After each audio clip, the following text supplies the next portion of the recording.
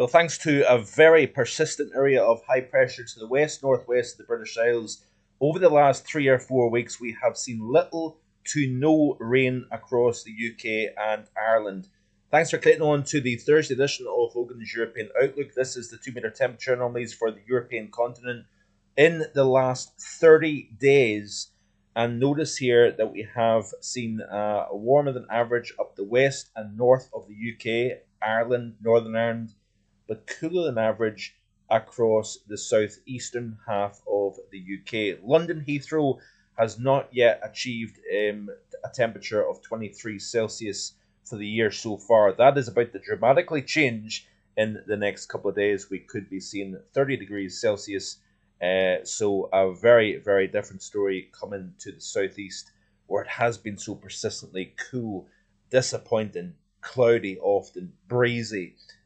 We are going to see a subtle wind shift, and that is going to make a very, very different feel indeed. We're going to go from a nagging, anemic spring to all of a sudden summer has arrived, so to speak. This is the temperature anomalies over the last week across the continent here.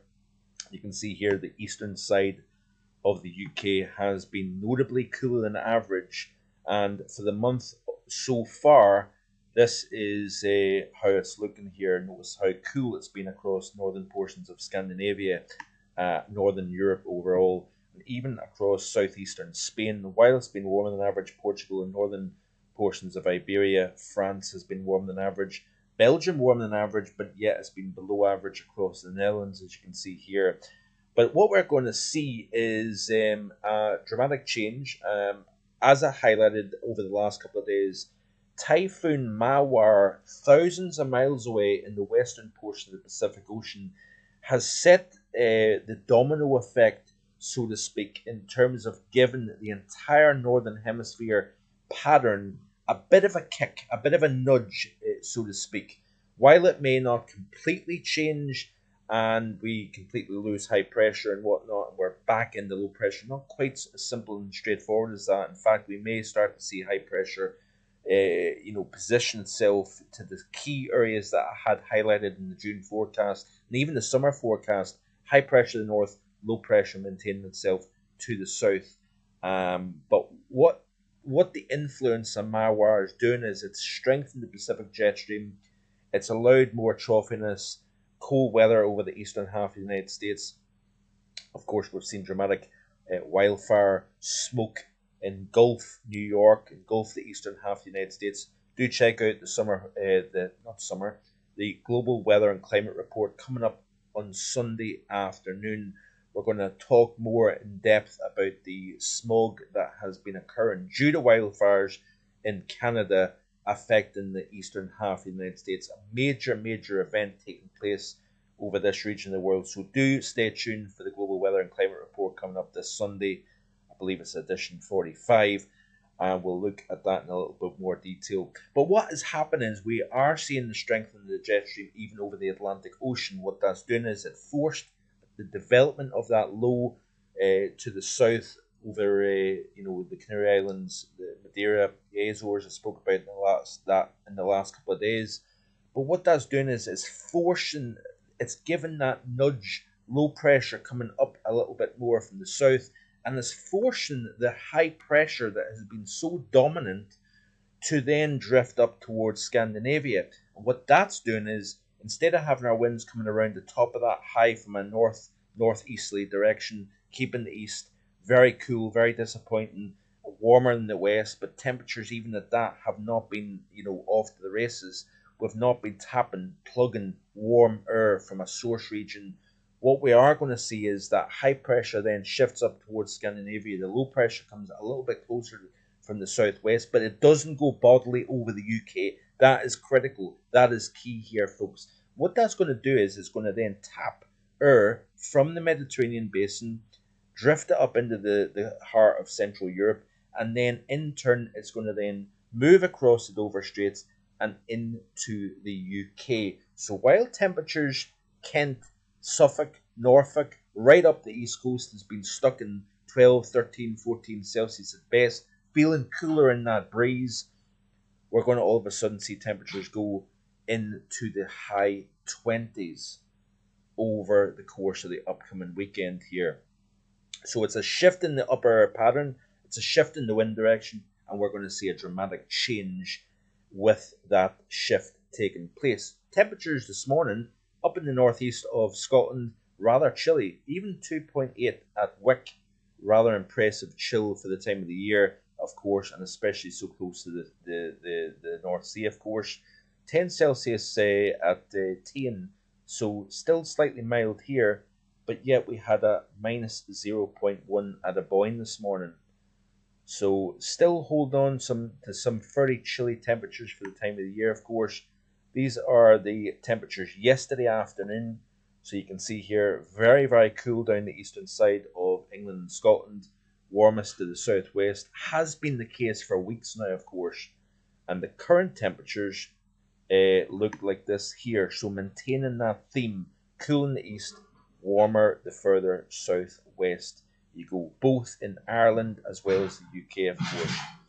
But it's as we see that jet stream strengthening over the Atlantic, that is what is giving the whole atmosphere a bit of a shift.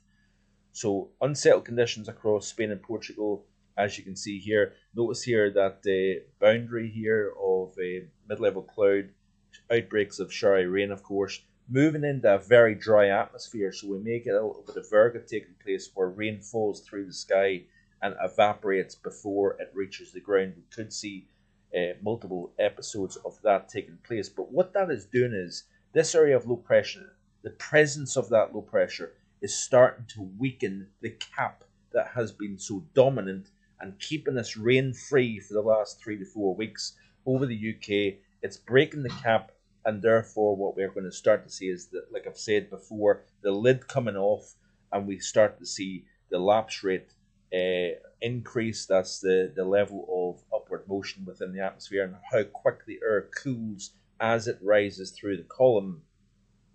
And of course the CAPE value will go through the roof as well. So you can see here as we play through the loop here, there's not a great deal of change as we go into the day on Friday. You notice here that there's not an awful lot of shower activity taking place, but it's as we press into the day on Saturday, we start to see showers breaking out across the southwest, South Wales, southern portions of England, but it stays dry further east. So between London, Cambridge, Nottingham, we could be seeing the temperatures really significantly rise here.